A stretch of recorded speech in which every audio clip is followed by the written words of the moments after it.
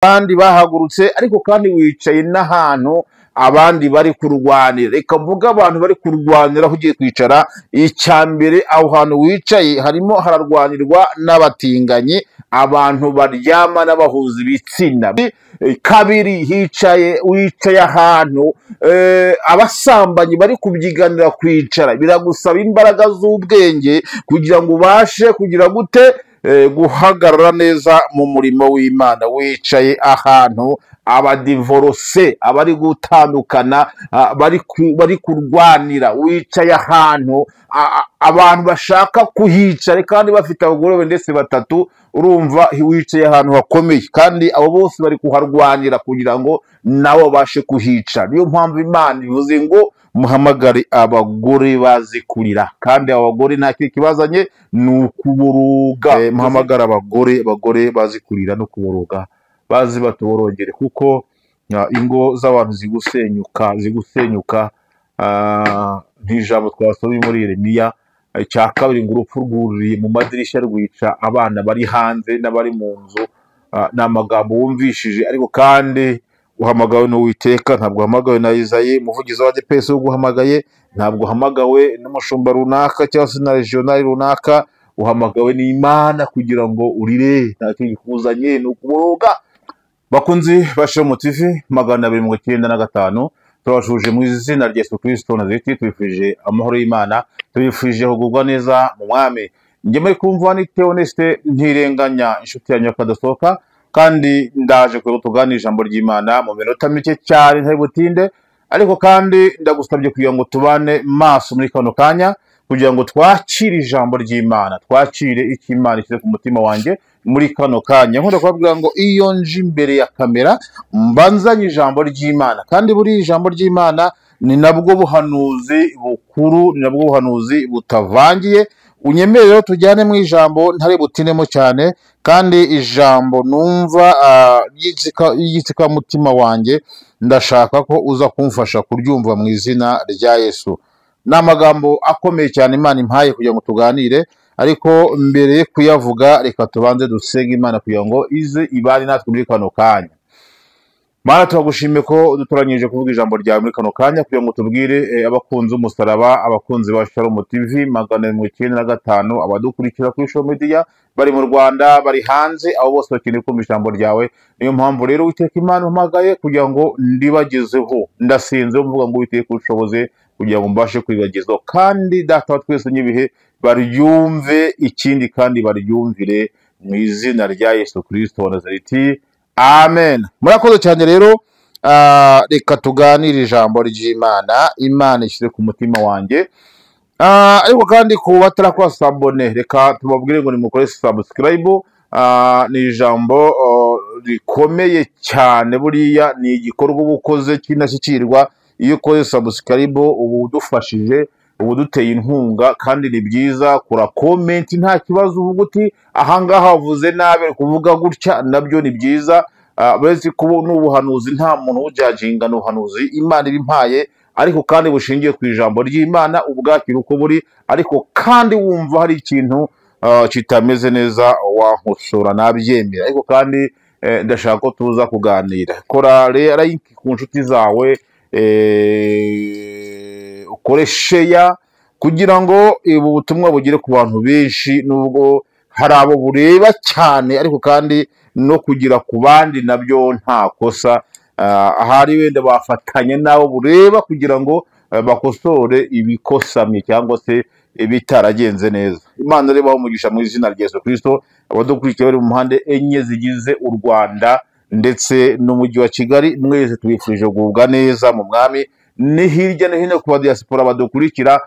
Imana rero reka mvuge ngo nibane namwe. Reka rero tuganire ijambo ry'Imana. Twasenze tugiye kuganira ijambo ry'Imana dusanga mu gitabo cya Yeremiya. Igitabo cya Yeremiya, cyangwa se ni igitabo cyanditswe na Yeremiya. Yeremiya niho ngira ngo tuganire. Yeremiya akurikiranye na Yesaya. Yeremiya akurikiranye na Yesaya.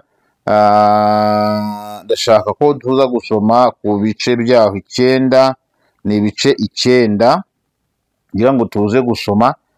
twumve icyo Uwiteka avugana natwe. Ndasoma ku murongo wa 16. Niho ngira ngo dusome, ntabwo ari rishyashya ijambo, nigeze kurivuga, ariko kandi reka nongere ndisubire kuko Imana integetse kurisubiramo kuko riri mu byasohoye, kuko nabivuzeho icyo gihe. Birashoboka ko utabyumvishije, ariko none uyu munsi ubyumve, ariko kandi hari nabo bisohoreyeho, nibo ngira ngo babyumve cyane kurusha abandi, ariko kandi n'abandi babatera inkunga abo nabo babyumve kundusha mu izina rya Yesu. Reka dusome igitabo cya Yeremiya cyangwa se ni Yeremiya wari ubwanditse. Ndasoma ibice byaho 9 murongo wa 16 niho nshaka kugira ngo duhere. Reka dusome amagambo avuga ngo Uwiteka Nyiringabo avuga ati mutekereze kandi muhamagare abagore bazi kuboroga, baze mutumire abagore b'abahanga baze kandi batebuke batuborogere, kugira ngo amaso yacu avemo amarira atemba n'ibihene byacu bihongobokemo amazi, kuko ijwi ry'umuborogo ryumvikanye riturutse i Siyoni riti yemwe ko twanyazwe dukozwe n'isoni cyane, kuko twataye igihugu kandi badusenyeye ingo. Ariko nimwumve ijambo ry'Uwiteka mwa bagore mwe, kandi amatwi yanyu yakira ijambo ryo mu kanwa ke, mwigishe abakobwa banyu kuboroga, n'umuntu wese yigishe umuturanyi we kuganya, kuko urupfu rwuririye mu madirishya yacu rukinjira mu manyumba yacu, rwica abana bari hanze n'abasore bari mu nzira. Vuga uti uku niko Uwiteka avuga ati intumbi z'abantu zizagwa hasi zibe nk'amase yo ku gasozi, nk'ibihumbano bisigara inyuma y'usarura, zitazagira uzirarura. Uwiteka avuga ati umunyabwenge ye kwirata ubwenge bwe, n'intwari ye kwirata ubutwari bwayo, umutunzi ye kwirata ubutunzi bwe, ahubwo uwirata yirate ibi yuko asobanukiwe, akamenya yuko ari njye Uwiteka ugirira imbabazi no kutabera no gukiranuka mu isi, kuko ibyari byo nishimira ni ko Uwiteka avuga. Nishaka rikiranga.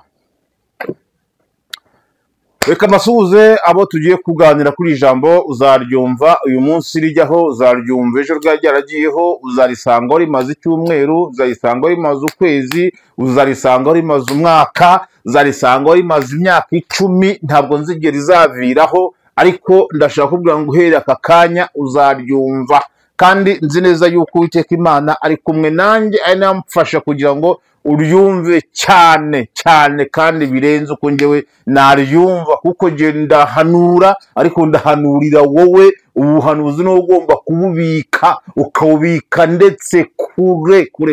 Imana ishimwe. N'amagambo akomeye kandi n'amagambo yumvikanye mu matwi yawe. Jambo yatubwiye ngo, jambo yavuze nta nubwo nsubira mu byinshi cyane, ariko nshaka kuvuga ibintu bigize kuri 3 bitumye uhamagarwa.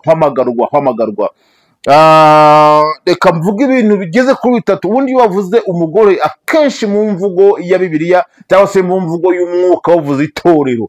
Buriya umugore ashushanya itorero. Iyo bavuze umugore ni umuntu wo kubahwa, kandi umugore ni umuntu ukomeye cyane, udashobora kuvogera uko wiboneye. Ariko umva igitumye uhamagarwa wa mugore we, ukaba wimitswe, ubaye umushumba, ubaye mupasiteri, ubaye umuntu ukomeye. Birashoboka ko waba uzi neza ko ari icyubahiro uhawe. Yego ni nacyo cyane rwose, tuzakubaha nk'abakristo bawe, nk'abantu bakumva. Ariko ndashaka kukubwira ko uhamagawe n'Imana, duhamagawe na Izayi. Izayi ni umushumba wa ADEPR, ni umuvugizi representant egare wa ADEPR, nubwo muvuze ariko sinari ngo ni papa ni unyoboye, ariko kandi ni nawe ushumbye, ntabwo nemere kumvuga mu izina nubwo muvuze, ariko ambabare nabyumva. Ariko icyo nshaka kuvuga ni kimwe, nuko nubwo abantu bari kumuvuga bakavuga ati kabisa akoze ibikomeye, ndashaka kubabwira ko ntabwo ari ubahamagaye, nta nubwo ari we ubimitse, nta nubwo ari we ubahaye intebe. Ibi rwose nimushake mubyibagirwe, nawe siwe wihamagaye, yahamagawe n'Imana, ashyirwaho n'Imana. Nubwo abantu bavuga ko hari abamushyizeho, oya, yashyizweho n'Imana kugira ngo akore iki kintu, akore ibintu byakozwe. Nushaka unyumve cyangwa se ntunyumve, ariko ndashaka kubwira ngo niwe yahamagawe n'Imana,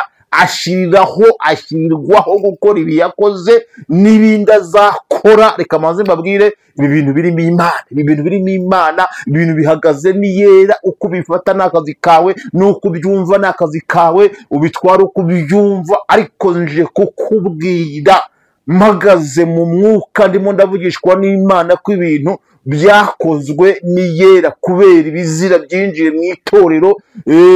Ibi byarakaje Imana. Ariko nashaka kuvuga ikintu kimwe, uku guhamagarwa kw'abagore kugira ngo babashumba, ndashaka kuvuga ngo biri mu byazanye umuvugizi wa ADEPR kugira ngo abashe kubishyiraho. Umva ijambo ukuntu ritubwiye, rivuga ngo nimuhamagare. Reka maze babwire, ijwi riri guhamagara abagore kugira ngo babashumba, n'ejo hazamagarwa abandi. Kandi ndashaka kubabwira ikibazo, ushobora kuba utazi ikikuzanye, ndashaka kugusobanurira ikikuzanye. Uwo uri we wese, uko uri kose, n'ibyo usabwa, nimba unabyujuje, nimba utanabyujuje, ariko kandi umva ikintu kikuzanye. Numvisha umwuka mbwira ngo ni ntangaza ikizanye abagore mu murimo, bagahabwa intebe, abandi bakazihagurukaho. Bibutse ko intebe wicayeho hari abagabo barazihagurutseho, kandi si uko batashumbye, ahubwo hari ibyo wowe ubwawe wagombaga gukora bo batari bashoboye gukora. Kandi reka mbanze mbabwire, ijambo ratuvuga ngo nimuhamagara abagore. Iri jambo nigeze kurivuga, hari abantu baryumvishije, ariko kandi reka mpagarare muhanuzi mvuge ngo rirasohoye. Imana iravuga ngo nimuhamagara abagore bazi kurira, bazi kuboroga. Mva ikintu uhamagariwe n'ukuboroga, mva ikintu uhamagariwe n'ukurira, kandi ukarira amarira. Reka maze mbabwire, nta nubwo ari weho wiririra wowe ubwawe wenyine, oya, si uririra abana bawe, ntabwo uririra famiye yawe, ni ukurira itorero. Mana ishimwe. Birashoboka ko utangiye kunyumva, ariko nibuze ubwenge, niba ntabwo ari diplome zitumye wimikwa, kuko na kera mwari muzifite. Ntabwo ari amalisansi mufite, na kera mwari muyafite. Hari abagore bize baraminuza kuko bakaba bazwi ko ari abahanga. Ariko umva nkubwire icyo uhamagariwe nshingiye ku ijambo ry'Imana. Riravuga ngo ni ibintu Uwiteka Nyiringabo avuga, ntabwo bivugwa n'abakomeye babahamagaye, ahubwo biravugwa n'iyeri ikomeye kubarusha, kandi nayo yabahamagaye. Reka mvuge ko yabahamagaye, kandi niko kuri, kuko iyo itaza kubahamagara ntabwo abapasiteri bicaye bari kwicara. Iyo itaza kumuhamagara ntabwo mwari guhabwa ijambo. Ariko none Imana irabemereye. Umva ko ijambo rivuga ngo muhamagariwe kurira no kuboroga, kandi ayo marira yanyu ni ukurira itorero. Twebwe abagabo tukagira amarira, ngo amaso yacu agahongobokamo amarira. Birasaba iki? Birasaba kuririra umurimo w'Imana. Imana ishimwe. Niko ijambo ry'Imana tubwiye ngo Uwiteka Nyiringabo aravuga ati, mutekereze kandi muhamagare abagore bazi kuboroga, baze mutumire abagore b'abahanga. Imana ishimwe. Ni abagore b'abahanga. Nimvuga abahanga nturebe kuri diplome, nimvuga abahanga nturebe kuzi kuvuga kurusha abandi, nimvuga abahanga ni abagore bazi kurira, kandi bashoboye kurira umurimo w'Imana. Imana ishimwe. Birashoboka ko waba urimo uranyumva, ariko kandi nawe ijambo risome, nawe ubwawe uramenya icyo uhamagariwe gukora mu gihe nk'iki. Imana ishimwe. turi mu gihe kigoye cyane, turi mu gihe kitatworoheye abasenga. Reka mvuge ngo nimwongere amasengesho kandi musenge muvuga ngo Mana tabara itorero ryawe, kuko nzi neza yuko nta gihe cyiza kizongera kuboneka imbere ahangaha. Nubwo abantu biteze igihe cyiza cyangwa se ibihe byiza bimeze neza, reka mvuge ngo nta gihe cyiza muzigira mubona, kandi usibye n'ikintu igihe cyiza muzongera mubona, nta n'ibihe byiza bwigeze binabaho, kubera ko nuhamagara n'abatubanira ngo mu gihe cyabo byari bikomeye, n'ubu ngubu birakomera kandi bizakomeza gukomera. Ariko kandi uko ibihe bigenda bisimburanwa, niko Imana yimura abami ikimika abandi, igakuraho bamwe igashyiraho abandi. Mbibutse ko Imana ifite abasimbura batandukanye, ariko kandi nubwo ifite abasimbura, birasaba kutananirwa no gukomeza gukora umurimo w'Imana nk'uko wawuhamagariwe. Imana ishimwe rero. Reka mvuge ngo wicaye ahicaye abandi, ariko kandi wicaye ahantu abandi bari kurwanira. Icyo kintu cyumve neza, wicaye ahicaye abandi bahagurutse, ariko kandi wicaye n'ahantu abandi bari kurwanira. Reka mvuge abantu bari kurwanira aho ugiye kwicara. Icya mbere, aho hantu wicaye harimo hararwanirwa n'abatinganyi, abantu baryama n'abahuza ibitsina, barimo baraharwanira kuhicara kugira ngo nabo bitwe abanyacyubahiro, bitwa abayobozi.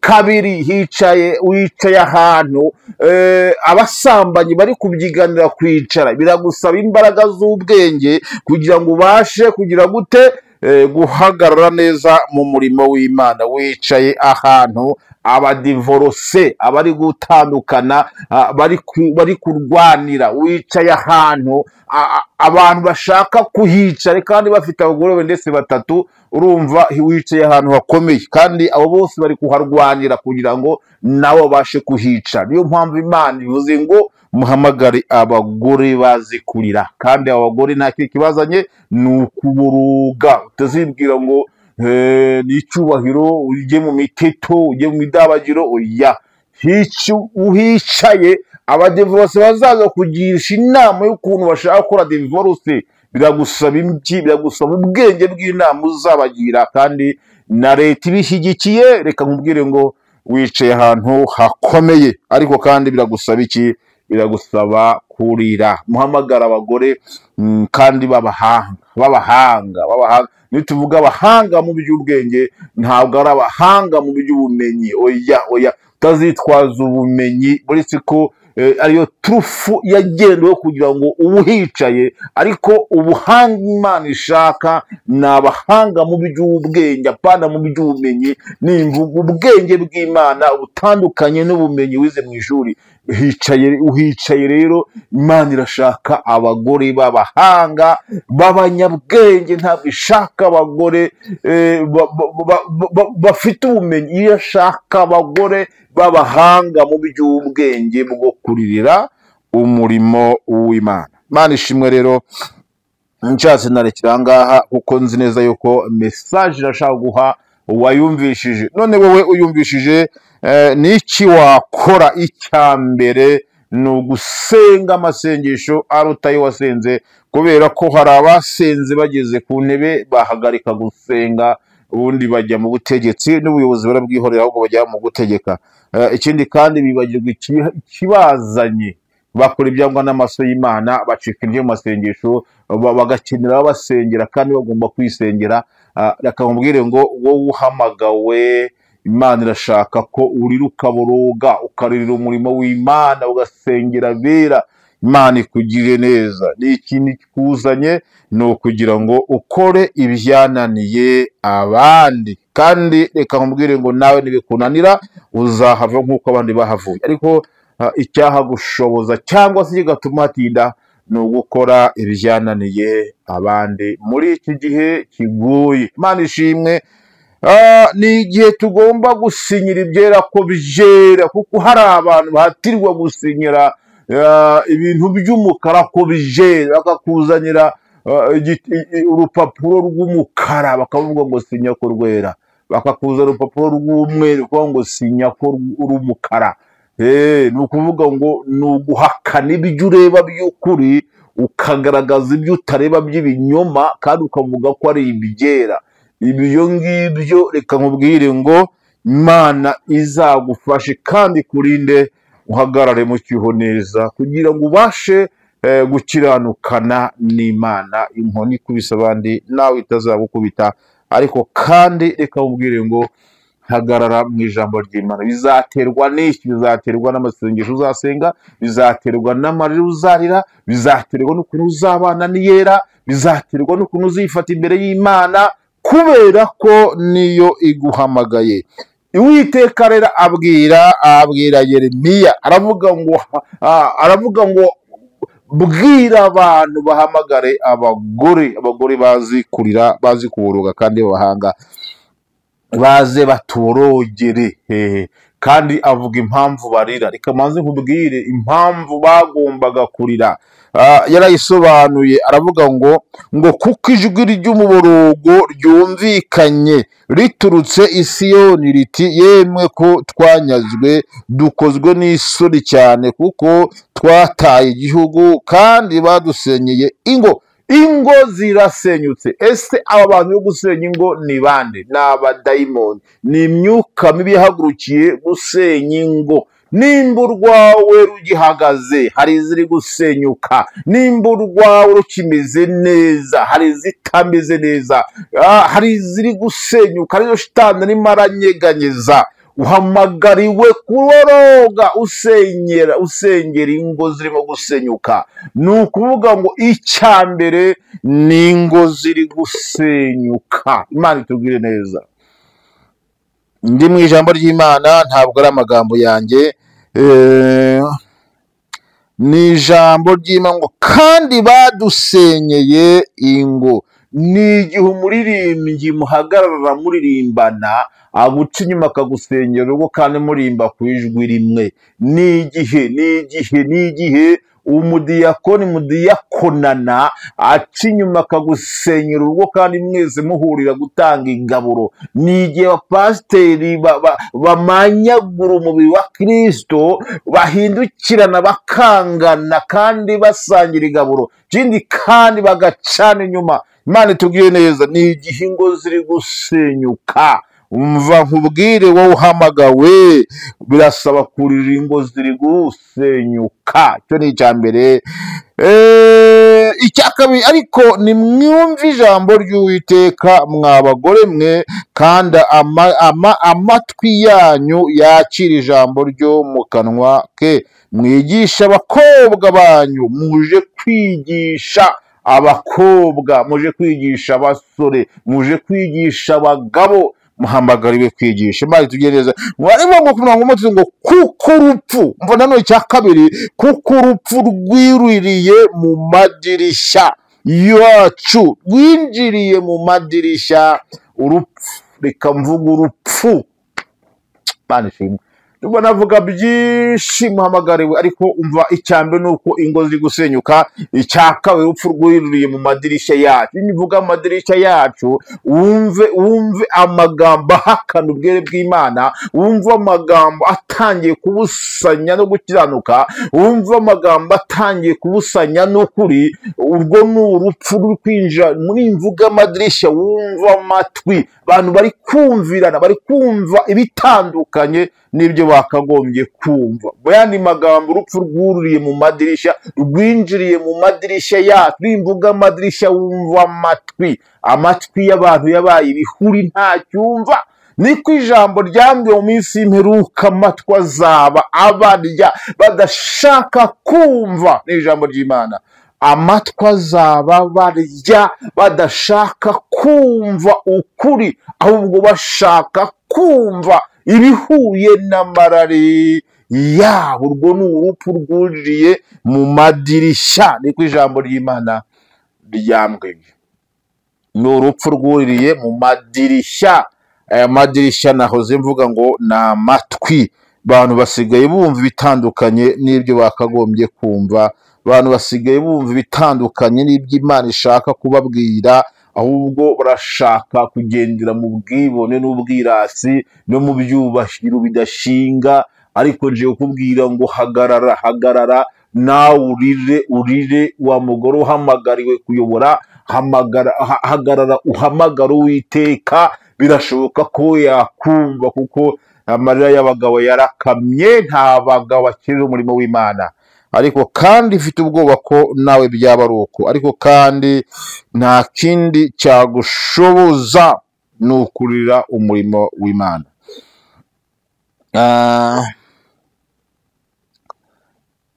Imana ishimwe, Imana ihimbazwe. Iri ni ijambo ry'Imana, uku ni ukuri kw'ijambo ry'Imana. Ndashaka kugira ngo wowe ubwawe wongere uvuge ngo mbese ni iki mpamagariwe? Ese mpamagariwe n'umuvugizi cyangwa mpamagawe n'Uwiteka? Ese uyu mwanya n'imyaka maze utabaho, kuki uyu mwanya ubayeho? Kuki intebe igihe twabereyeho tutiye tuyicaraho, kuki uyu munsi yicaweho? Ayo ni amagambo ugomba gutekereza, ni amagambo ugomba gutekereza kugira ngo nawe ubwawe ukuremo ijambo ry'ingenzi. Abafilipi, Imana ari kugiye neza, kuko bose basigaye bashaka ibyabo, badashaka ibya Yesu. Ni amagambo ari mu Bafilipi ibice 2 umurongo wa 21. Amagambo ngo kuko bose basigaye bashaka ibyabo, badashaka ibya Yesu, ibya Yesu Kristo. Bose basigaye bashaka ibyabo, ntabwo bashaka ibya Yesu Kristo. Imana itubwiriza abo ngabo nabo simbuye, abo ngabo nabo wimuye, urahicara. Abo ngabo bari basigaye bashaka ibyabo, barashaka gutunga ibya mirenge, barashaka umushahara hejuru iyo bahembwa, barashaka kwambara neza kuruta uko bambara, barashaka kuvugwa neza kuruta uko bavugwaga. Abo ngabo nibo usimbuye. Ariko kandi ngiye kubwira ngo wowe shaka ibya Yesu Kristo, kuko hari abandi batakibishaka. Urupfu rero rwinjiriye mu madirishya, kandi urupfu nta kindi cyaruzanye no kugira ngo rwice. Imana itugire neza. Ku murongo wa 30 ngo kuko urupfu rwuririye mu madirishya yacu rukinjira mu manyumba yacu, rwica abana bari hanze n'abasore bari mu nzira. Rwisha abana bari hanze n'abasore bari mu nzira. Urumva rero, nitureba turasanga ni bande bari kurwanira kwambara ibidahesha Imana icyubahiro? Ni bande bari kurwanira kwifata uko bishakiye? Ni bande batacyumva ukuri kw'ijambo ry'Imana? Uru ni urubyiruko rwacu rurimo rurangirika. Uwe mugore uhamagariwe kururirira. Reka Imana ikugire neza. Ni amagambo Imana impaye kugira ngo mbagezeho, kandi ni amagambo arimo kumvikana. Imana ikugire neza. Umurongo wa 21 ngo vuga uti uku niko Uwiteka avuga ati intumbi z'abantu zizagwa hasi zibe nk'amase yo ku gasozi, n'ibihumbano bisigara inyuma y'usarura, zitazagira uzirarura. Imana nitugire neza. Ubwo niwumva wakomeza n'akazi kawe, ariko giye ndahangarukiye murongo wa 20, kuko urupfu rwuririye mu madirishya yacu rukinjira mu manyumba yacu, rwica abana bari hanze n'abasore. Ndashaka turebere hamwe ibyo ugomba gusengera, cyangwa se ibyo uhamagariwe gusengera. Ni ibintu bigeze kuri bingahe? Reka tubirebe mu rwandiko rwa 2 Pawulo yandikiye Timoteyo, ibintu ugomba gusengera cyangwa se ibintu ugomba gucyaha. Timoteyo, urwandiko rwa 2 rwa Timoteyo, ni ibice byaho 3. Ninshaka impere ku murongo wa 1. Ni ibintu uhamagariwe guhagararamo neza kugira ngo ubintware, bicyahike, birwanyike, ariko kandi uhagararanye n'Uwiteka Imana yawe. Ngana ku musozo, hari amagambo avuga ngo ni urwandiko rwa 2 Pawulo yandikiye Timoteyo, ibice byaho ni 3. Ruvuga ngo umenye yuko minsi y'imperuka hazaza ibihe birushya, n'ibihe birushya, kuko abantu bazaba bakunda impiya, birarira, bibona, batukana, batumvira ababyeyi babo, intashima batari abera, ni ukuvuga ngo bazaba batarabera, badakundana babo, abantu ntabwo bagikundana, batuzura, babeshyirana, batirinda, nta kwirinda kukibaho, bagira urugomo, badakunda ibyiza. Muri ibyo abantu ntabwo bakunda ibyiza, bagambana ibyigenge, bikakaza, bakunda ibanezeza aho gukunda Imana, bafite ishusho yo kwera ariko bahakana imbaraga zako, bameze batyo ujye ubatera umugongo. Nishake n'ikiranga, ariko harimo ibintu byinshi cyane kandi ureba ugasanga byeze. Kubatera umugongo ni iki?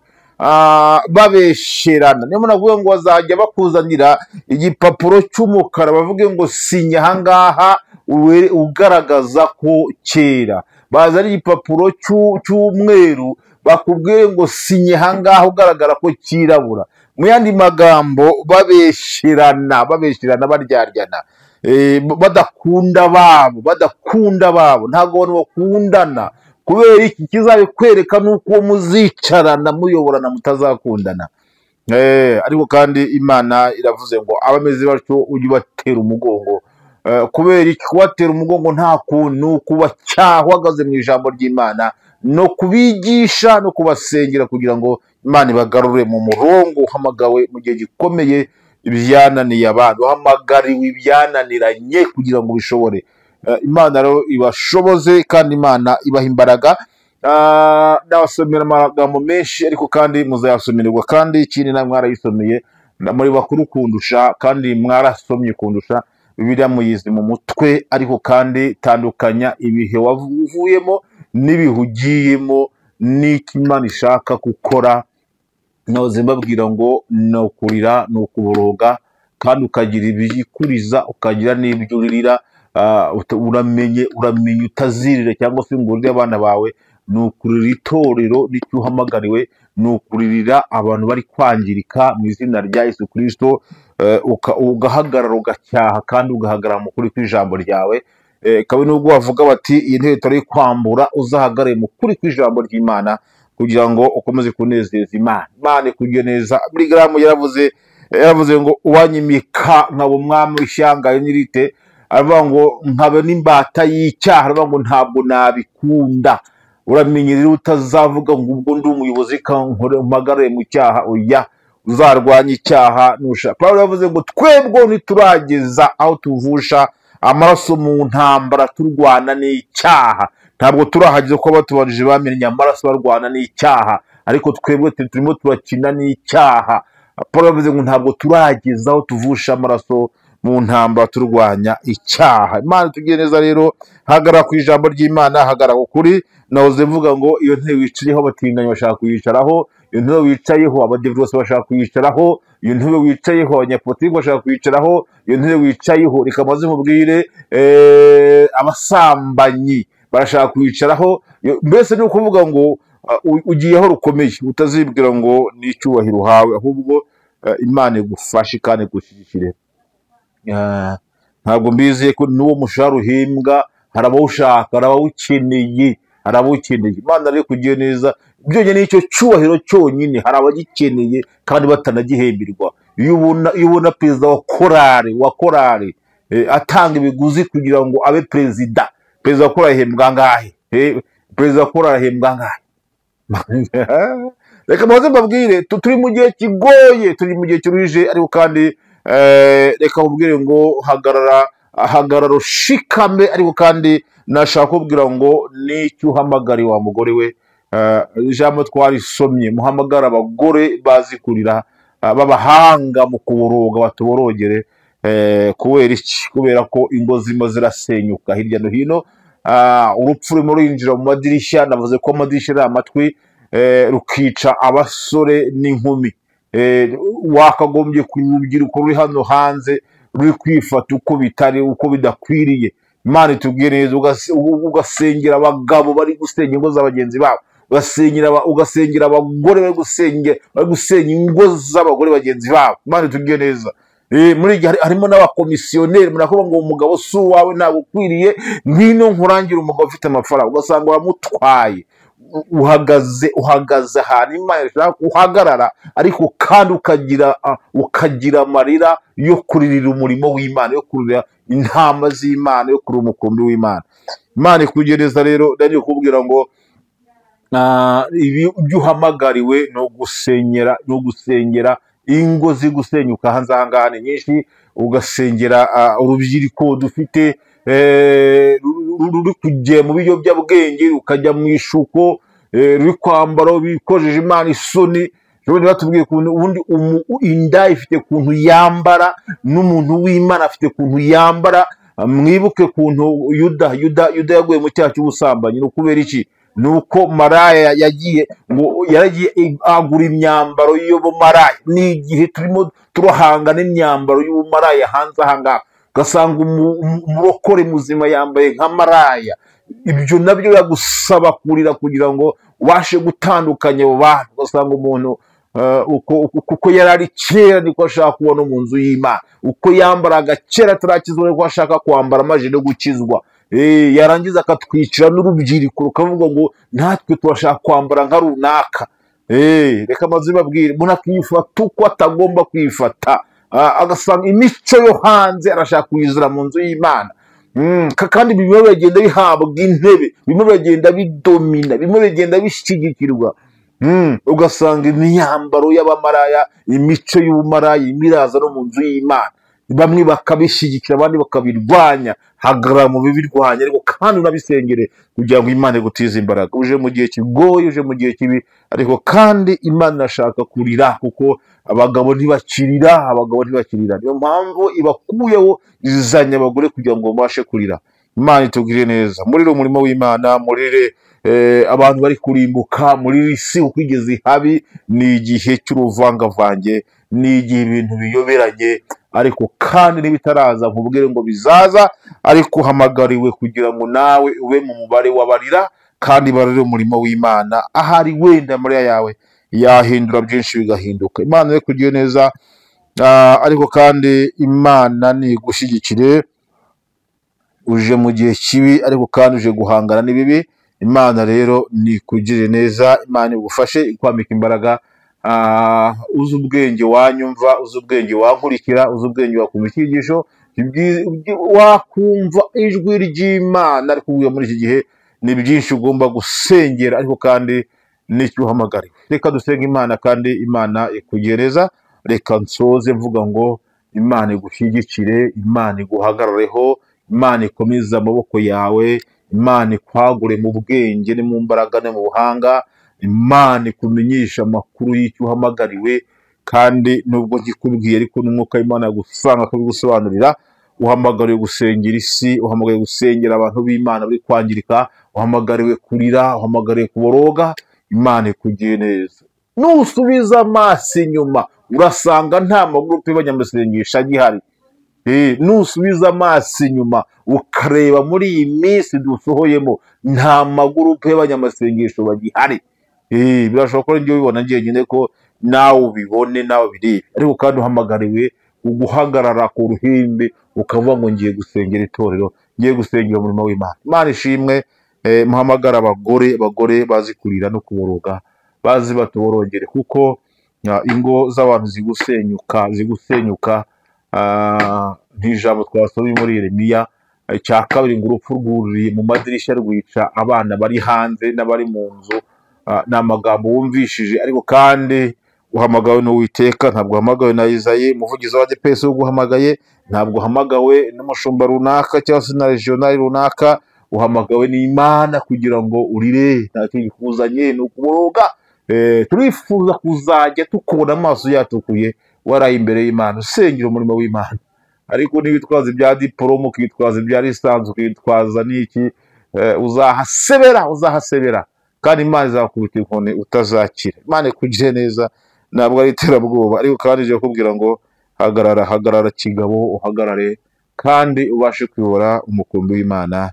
Ba Debora bahagaze mu kuri barayobora, abacamanza b'Isiraheli wibuke ko ngo Debora ngo yaragendaga ngo yari afite ahantu yibera munsi y'igiti cy'umukindo, ngo abisi bakajya bamusanga bagasanga ari kurira, bagasanga ari kuborogera umurimo w'Imana, bagasanga arimo ararira ibikorwa bitari byiza, ngo bahagera ngo akabaganiriza, akabahugura, akabasengera, bagatahana amahoro mu marembo yabo, bakageza mu ngo zigiye gusenyuka zikongera zikubaka, abana bari bagiye kunywa itabi bakongera bakareka bakagaruka, abana bari bagiye kubirara bagahinduka, ibintu bikagenda neza kubera amasengesho ya Debora. Imana ishimwe. Reka rekera ngaha navuga byinshi ko Debora yakoze umurimo ukomeye cyane mu gihe cye, kubera ko ngo Abisirayeli baramusanga ngo abasengera, akabaririra, akabagira inama, akabahugura. Imana itubwiye neza, Imana itubwiye neza, kandi Imana ibukomeze. Amena. Ndumva mfashijwe, ariko umfashe kumva iyi message nubwo nyivuze nirukanka njabagurika, ariko kandi niwicara ugakurikirana ibyavuzwe muri yo, urakuramo ibintu by'ingenzi bizagufasha mu rugendo rwawe. Imana ibane nawe mu izina rya Yesu, amen. Data, turagushimira ijambo ryawe, kandi gushimiye n'abagiye kuzaryumva, uzabaha amatwi yo gusobanukirwa ibyo mvuze, kuko ijambo ryavuga ngo ufite ugutwi n'umwuka abwira amatorero, nanjye ndabasengeye kugira ngo uzabafashe. Abagore bahamagariwe gushumba intama, Mana bahamarira kuzirira kugira ngo zitangirika kurusha uko zangiritse, mu izina rya Yesu, amen. Mana ibane namwe, kandi Imana yakomeze amaboko mu izina rya Yesu Kristo, amen.